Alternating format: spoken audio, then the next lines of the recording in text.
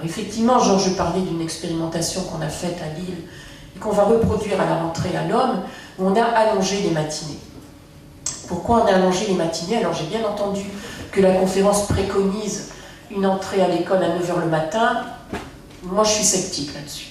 Parce qu'on sait très bien que les jeunes enfants sont plutôt matinaux, sont des enfants qui ont tendance à se lever tôt quand on les couche à la bonne heure. Je reviendrai sur le sommeil. Quand on les couche à la bonne heure, ils ont plutôt tendance à se lever tôt.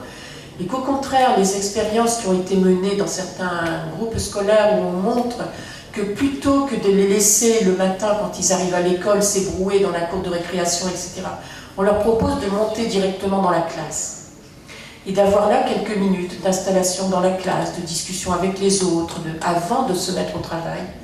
Et bien, au moment où la cloche pour 8h30 sonne, ils sont beaucoup plus prêts et disponibles à s'y mettre que quand ils ont eu un temps d'éparpillement avant, etc. Bon, donc toutes ces choses-là ont été expérimentées aussi, elles existent, hein, donc ça vaut la peine quand même d'y réfléchir.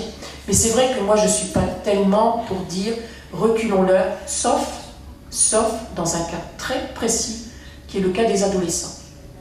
Qui est le cas des adolescents entre 12 et 20 ans, et là c'est purement biologique, dont on sait qu'ils vivent à cause de leur puberté un retard de phase physiologique qui les amène à avoir un retard d'endormissement physiologique qui est d'1 heure à 1h30, qui n'est pas de 3 heures comme eux le font parce qu'ils sont plantés devant un écran jusqu'à pas d'heure la nuit.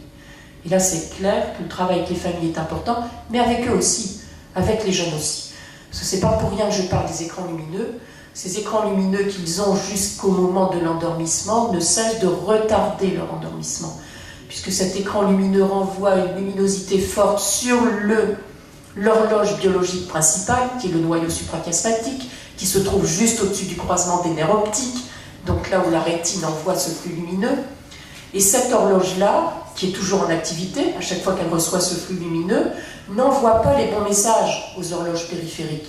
Et par exemple, n'envoie pas le bon message à l'épiphyse qui permet de sécréter la mélatonine, sachant que la mélatonine ne peut être sécrétée que dans l'obscurité. Elle se recharge quand il fait jour, mais elle n'est sécrétée que dans l'obscurité.